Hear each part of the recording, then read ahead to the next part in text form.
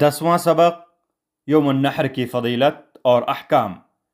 अल्हम्दुलिल्लाहि वहदह वस्सलातु वस्सलामु अला नबीना मुहम्मदिन व अला आलिहि व अस्हाबिहि अजमईन, अम्मा बाद।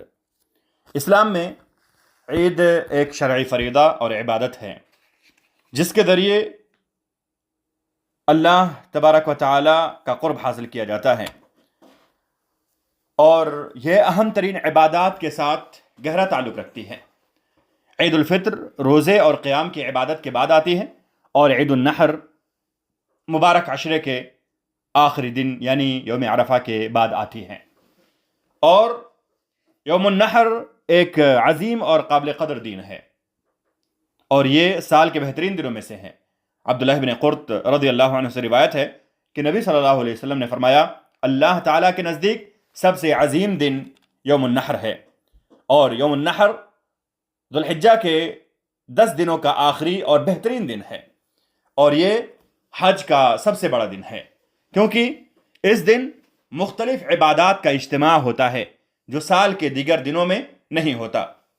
यौमुन नहर की सुबह फजर के वक्त बहुत से हाजी मशअर मुज़दलिफ़ा में फजर की नमाज अदा करते हैं, फिर अल्लाह ताला से दुआ और तज़र्रुअ करते हैं यहाँ तक कि खूब रोशनी हो जाती है। उसके बाद वो मिना की तरफ रवाना होते हैं, जहाँ वो जमरतुल अक़बा पर 7 कंकरियाँ फेंकते हैं, कुर्बानी देते हैं और सर मुड़वाते या बाल कटवाते हैं। फिर वो बैतुल्लाह का तवाफ़ इफ़ादा करते हैं और सफ़ा मरवा के दरमियान सई करते हैं। इसके बाद वापस मिना चले जाते हैं ताकि वहाँ ज़ुल्हिज्जा की 11वीं रात गुजारें। यह इबादत किसी और दिन साल में जमा नहीं होती सिवाय यौमुन नहर के, और जो गैर हाजी बाशिंदे हैं वो भी अल्लाह ताला की क़ुर्बत के लिए ईद उल अज़हा की नमाज अदा करते हैं और क़ुरबानी पेश करते हैं। और जो शख्स अशरे ज़िल्हिज्जा के शुरू होते वक्त क़ुरबानी का इरादा नहीं रखता था, फिर ईद के दिन या उसके बाद के ज़बह के दिनों में क़ुरबानी करना चाहे तो उसके लिए क़ुरबानी करना जायज़ है, लेकिन उसको चाहिए कि जब से उसने नीयत की हो तब से अपने बाल, नाखून और जिस्म की जिल्द को ना काटे या ना छुए जब तक कि वो अपनी क़ुरबानी ना कर ले। और क़ुरबानी के मामले में एक अहम बात जो अक़ीदे से मुताल्लिक़ है वो ये है कि क़ुरबानी के खून का बहाना इबादत है जिसे अल्लाह ताला के लिए मखसूस किया जाना चाहिए।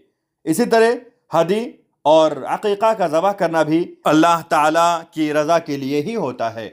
अगर उसे अल्लाह के अलावा किसी और के लिए किया जाए तो ये शिर्क अकबर है जो कि इस्लाम से खारिज करने वाला है।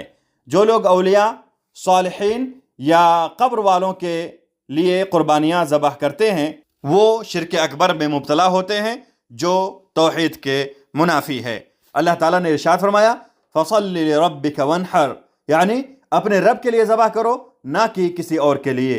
और फरमाया, कुल इन्ना सलाती व नुसुकी व महयाया व ममाती लिल्लाहि रब्बिल आलमीन, यानी कह दो कि मेरी नमाज, क़ुरबानी, मेरी ज़िंदगी और मेरा मरना सब अल्लाह रब्बुल आलमीन के लिए हैं जिसका कोई शरीक नहीं। और नुसुकी का माना है मेरा ज़बह करना। मुसलमान के लिए फ़र्द है कि वो नमाज ईद उल अज़हा अदा करे, और ये फ़र्ज़ किफ़ाया है, यानी अगर कुछ लोग अदा कर लें तो दूसरों पर से फ़र्ज़ ख़त्म हो जाता है। लेकिन बाज़ उलमा का कहना है कि मर्दों पर यह फ़र्ज़ ऐन है, यानी हर मर्द पर वाजिब है। नमाज ईद से पहले गुस्ल करना, सफाई सुथराई करना, खुशबू लगाना और बेहतरीन कपड़े पहनना और मुकम्मल तैयार होकर जाना सुन्नत है। और जिसके पास कुर्बानी हो उसके लिए यह सुन्नत है कि वो नमाज से पहले खाना ना खाए, बल्कि पहले कुर्बानी करे और फिर कुर्बानी के गोश्त में से खाए। ये भी सुन्नत है कि अगर मुमकिन हो तो नमाज ईद के लिए पैदल जाए और नबी सल्लल्लाहु अलैहि वसल्लम की हिदायत के मुताबिक रास्ते को बदला जाए, यानी ईद की नमाज के लिए एक रास्ता जाए और वापसी में दूसरा रास्ता इख्तियार करे।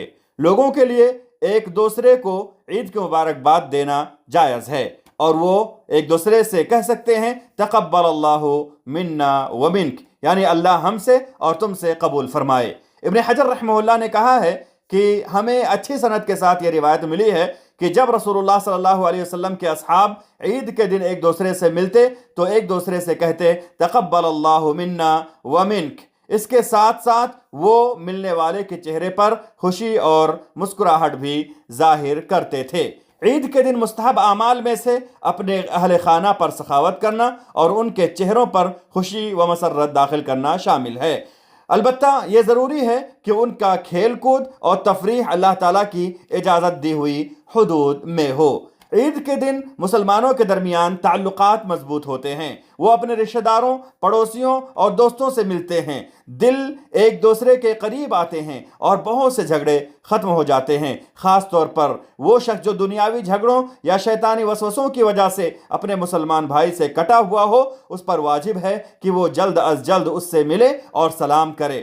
ابو ایوب انصاری رضی اللہ عنہ سے روایت ہے کہ رسول اللہ صلی اللہ علیہ وسلم نے فرمایا، کسی مسلمان کے لیے جائز نہیں کہ وہ اپنے بھائی کو 3 دن سے زیادہ ترک کرے، وہ دونوں ملیں اور دونوں منہ پھیر لیں، اور ان میں سے سب سے بہتر وہ ہے جو پہلے سلام کرے۔ یوم النحر کا روزہ حرام ہے کیونکہ حضرت ابو سعید خدری رضی اللہ عنہ سے روایت ہے کہ رسول اللہ صلی اللہ علیہ وسلم نے 2 دنوں کے روزے سے منع فرمایا ہے، یعنی عید الفطر کا دن اور عید النحر کے دن۔ یہ متفق علیہ روایت ہے۔ ایام التشریق کے 3 دن بھی روزہ رکھنا ممنوع ہے، مگر ان لوگوں کے لیے استثناء ہے جن تمتع یا قران کرنے والے حاجیوں کے پاس قربانی کے جانور نہ ہوں، تو ان کے لیے روزہ رکھنا جائز ہے۔